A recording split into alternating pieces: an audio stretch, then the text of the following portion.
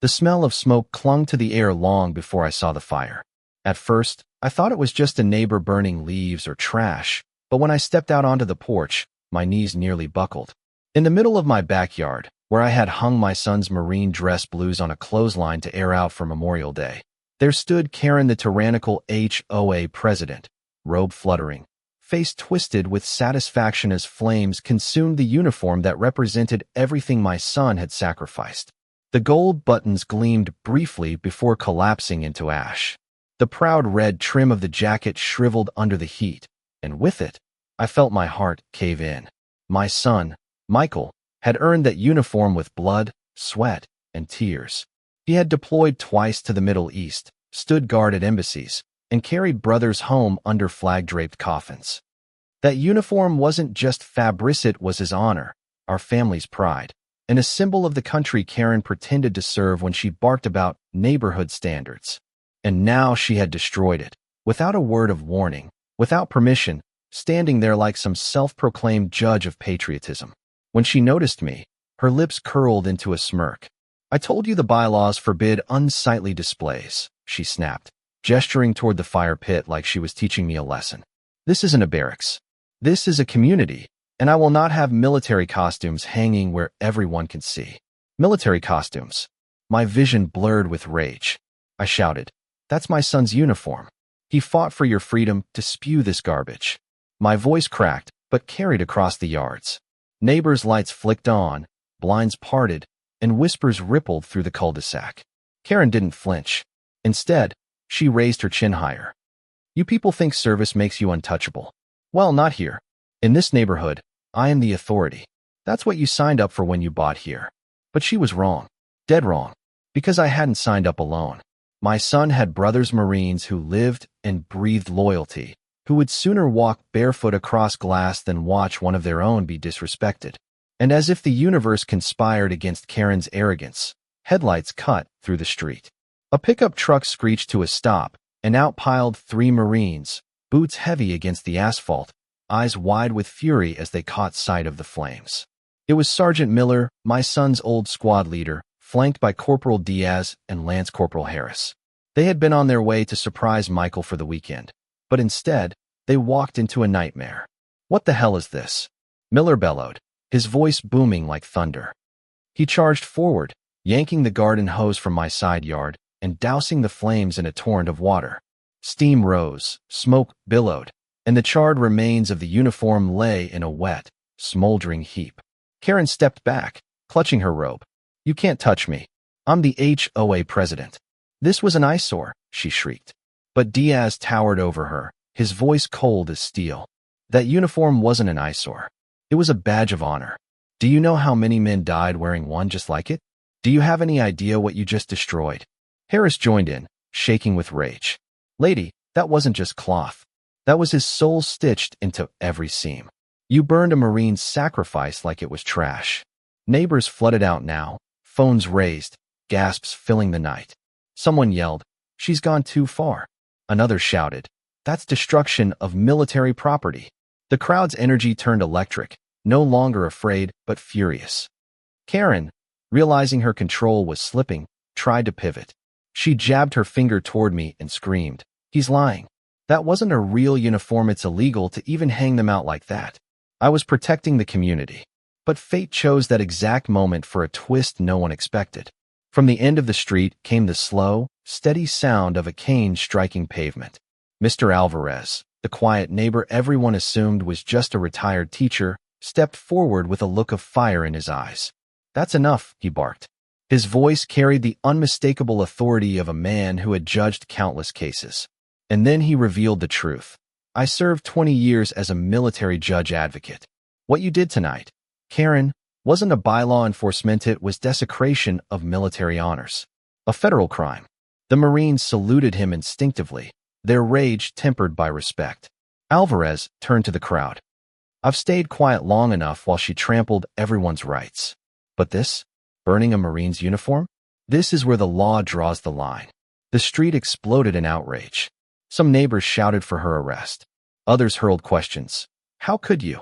What's wrong with you?" Karen's face flushed crimson, her smirk replaced with trembling rage. This is harassment. You're all against me, she shrieked, but no one listened anymore. Sirens wailed in the distance. Someone had already called the sheriff. And when the cruiser pulled up, Deputy Ramirez stepped out, himself a veteran. He didn't even need to ask. The smoke, the soggy ashes, the videos recording every second, it was all there. He cuffed her on the spot as she wailed. You can't do this. I run this neighborhood. Ramirez's words cut through her cries like a blade. Not anymore. As Karen was shoved into the back of the car, Miller crouched beside the wet ashes, lifting what little fabric remained. He placed it gently in my hands. We'll get it replaced, he said softly. The court doesn't let dishonor win. We'll see to it that Michael wears his blues again. I nodded, tears blurring my vision. Around us, neighbors who had once been divided by Karen's threats now stood united, their faces lit with something stronger than anger, pride. The sheriff's cruiser pulled away, its sirens fading into the night, but the anger on our street burned hotter than the ashes in my yard. Neighbors stood together, murmuring, shaking their heads, some still filming, some openly crying. They hadn't just witnessed the destruction of fabric, they had seen the desecration of sacrifice. For years, Karen had been a tyrant, but tonight she crossed into something sacred, and no one could look away. The next morning, the story had already spread like wildfire. Videos uploaded by neighbors went viral. News stations replayed the moment Karen was cuffed and shoved into the patrol car, and veterans groups across the country lit up social media with outrage. Headlines screamed, HOA president arrested for burning Marine uniform. By noon, there were cameras at the end of the block, reporters trying to capture every angle, and strangers dropping off flags and flowers on my lawn in solidarity. My son, Michael, called me from his base, his voice heavy with disbelief. Dad, she really burned my blues? I swallowed hard, staring at the charred scraps still bagged as evidence. She did, son, but she also burned her own crown doing it. The whole country knows now. There was a pause, then Michael's voice cracked with quiet fury. Tell everyone I'll be home next week. I want to see this through. Karen, meanwhile, sat in county jail, her lawyer scrambling for a defense. She claimed it was a misunderstanding, that she was just following HOA bylaws, that she didn't realize it was real military property. But the videos told another story.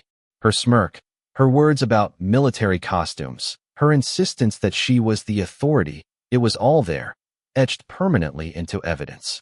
The trial that followed turned into a reckoning. The courthouse was packed, every seat filled with neighbors, veterans in dress uniforms, and reporters hungry for every detail.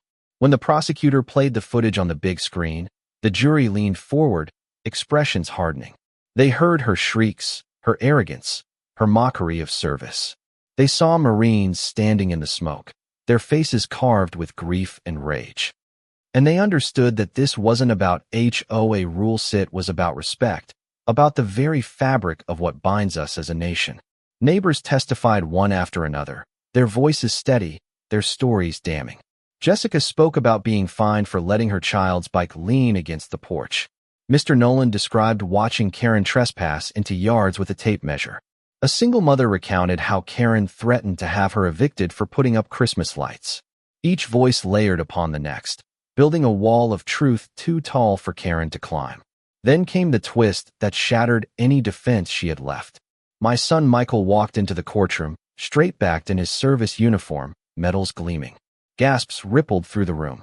He took the stand and, in a steady voice, recounted the deployments, the battles, the brothers he lost, and the pride he carried wearing those very blues. That uniform wasn't just mine, he said, his eyes locked on Karen. It belonged to every Marine who stood beside me. And when you burned it, you didn't just insult me. You insulted all of them. You insulted the country that lets you live free. His words rang like a gavel, final and undeniable. Karen tried to protest, her voice shrill. It was just cloth. You can buy another one. But the courtroom erupted in outrage, veterans rising from their seats, neighbors gasping in disbelief. The judge slammed his gavel, eyes like fire. Enough. I've heard all I need. The verdict was swift, guilty of criminal mischief, destruction of honored military property, and harassment. Her sentence was harsher than anyone expected: 18 months in county jail, restitution payments, and a permanent ban from serving on any HOA or community board. She didn't leave the courthouse as a leader, she left as a criminal, her reputation in ashes, just like the uniform she destroyed. But the true transformation didn't happen in the courtroom. It happened in our neighborhood. Without Karen's iron grip, the HOA dissolved. In its place, we built something real, a community council open to everyone. Decisions made with transparency, respect, and cooperation. The first act was unanimous. No fines, no harassment, no fear. Instead, neighbors pledged to help one another, to share tools, to hold barbecues and vigils, to build bonds instead of walls. The day Michael returned home, the entire street gathered in my yard. Marines raised a new set of dress blues, delivered by the Corps itself, as neighbors stood shoulder to shoulder, flags in their hands, tears in their eyes. Michael saluted, his chin high, his voice steady as he said, "No one can take away what this stands for, not fire, not hate, not even tyranny." The crowd erupted in cheers, the flag rippling proudly in the breeze, brighter than any flame that had tried to destroy it. For the first time in years, I felt peace. Not just because Karen was gone, but because something stronger had risen in her absence. A neighborhood once divided by fear had become united by respect. And as I looked around at faces lit by pride instead of dread, I realized Karen had given us an unintended gift. By burning a uniform, she burned away her own reign and lit a fire of unity none of us would ever forget. So I leave you with this question. When someone like Karen desecrates what is sacred, is true justice found in the sentence she receives, or in the way a community stands taller than her hatred? Right or wrong? I know one thing for sure: the uniform she tried to destroy will shine forever in the hearts it inspired.